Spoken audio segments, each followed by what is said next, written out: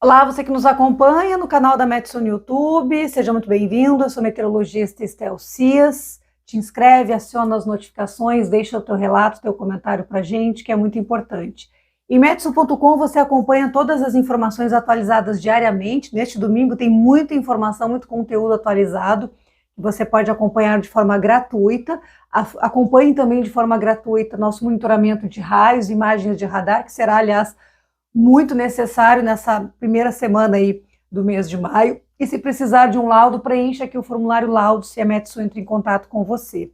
Para ter acesso aos mapas gráficos que a gente usa aqui nos vídeos, em nossos materiais também, metsu.com, você pode ser assinante, o valor é promocional, uma assinatura com valor, um investimento baixo para 6 meses, 1 ano, e lá você acompanha mapas gráficos de chuva de hora em hora para 10, 45 dias, previsão também para os próximos 6 meses, tem muita informação de diferentes ferramentas que você pode, inclusive, comparar as projeções. É o que eu vou fazer nesse vídeo, por exemplo, comparar as projeções dos principais modelos globais aí de previsão do tempo. O cenário é de alerta, a gente já falou disso na semana passada, mas previsão do tempo é necessário que haja uma atualização, sobretudo nesse período de outono, um período de transição.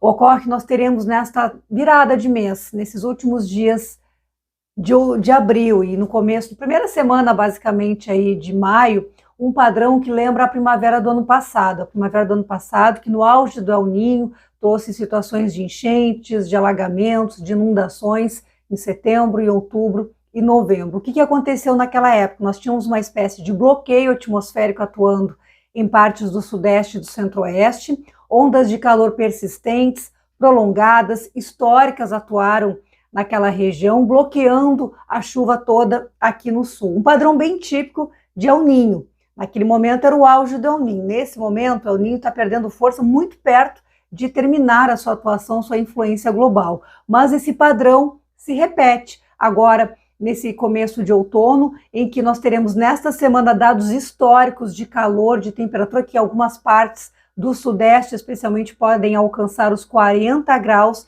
e na medida em que esse bloqueio atua por lá, a chuva fica bloqueada.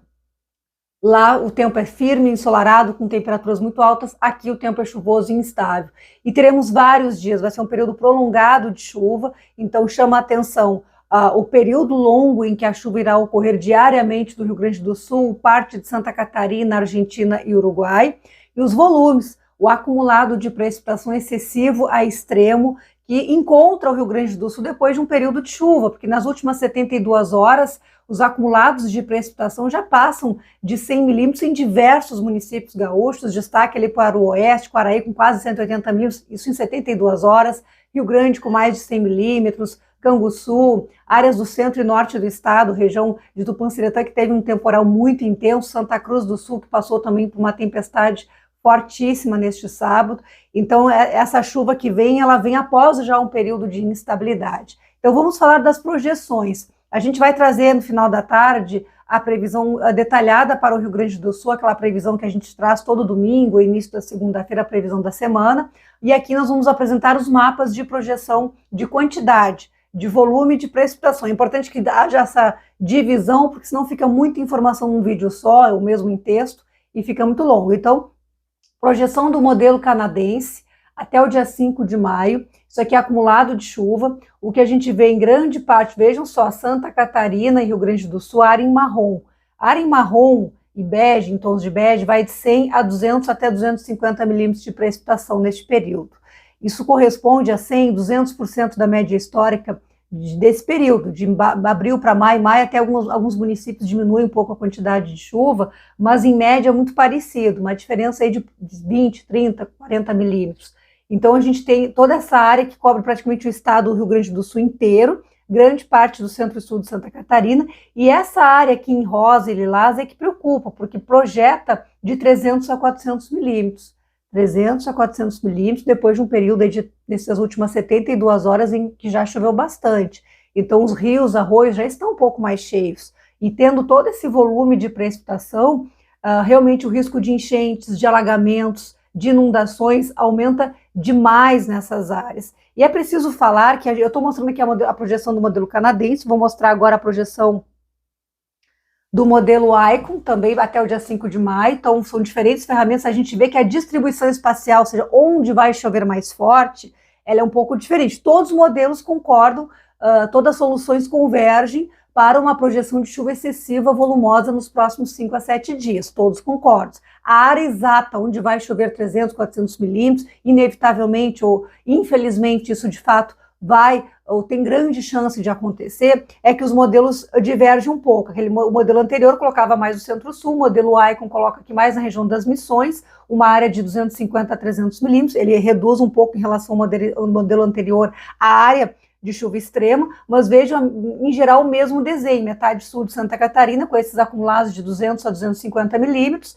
e também livrando aqui o extremo sul gaúcho. Vou voltar na imagem anterior, o extremo sul gaúcho com os menores acumulados, na faixa de 50 a 75 milímetros, Jaguarão, Rio Grande, em direção a Chuí. O modelo Icon coloca volumes até menores aqui entre Jaguarão, a região da Lagoa Mirim, em direção ao extremo sul gaúcho, mas a grande maioria dos municípios gaúchos dentro dessa área de chuva excessiva, nordeste da Argentina, sul do Paraguai e alguns departamentos do norte do Uruguai. Vamos para o ECMWF, que é o modelo europeu de maior nível de acerto no mundo inteiro. Ele concentra mais os volumes excessivos extremos dos campos de cima da serra na região das Missões, região produtora, olha aqui, desde Cruz Alta, Tupanciretã, na direção do Frederico Westphalen, Santa Rosa, também as províncias mais do extremo norte da Argentina, oeste gaúcho. Também livra o extremo sul de volumes mais abrangentes, então nessa área aqui de Jaguarão, Arroio Grande, Rio Grande, no extremo sul da Lagoa dos Patos até Pelotas,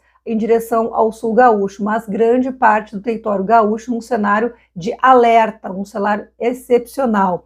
Além, claro, a gente está falando dos rios e rios importantes, atenção aí a bacia do Rio Caí, Jacuí, Rio dos Sinos, a projeção de volumes excepcionais nessas principais bacias da metade norte, mas o oeste também pode ser impactado, Piratininho, Vacacaí, Rio Quaraí, então a bacia do Rio Uruguai como um todo aqui recebendo muita água nesses próximos dias, isso de fato acaba escoando e vai impactar, que o sistema Taquariantas vai impactar o nível do Guaíba, mas o Guaíba demora porque ele vai receber essa água lá no final da semana que vem, lá por volta do dia 7, 8 de maio, então esse é o processo gradual, gradativo, na medida em que os rios vão recebendo essa água toda escoa. É inevitável que as pessoas nos perguntem, claro, façam comparações com o ano passado, as tragédias, infelizmente, que a gente viveu por conta do El Niño, então situações tão extremas a gente não prevê de volumes de 300 milímetros em poucas horas, que foi o que aconteceu lá em junho, por exemplo,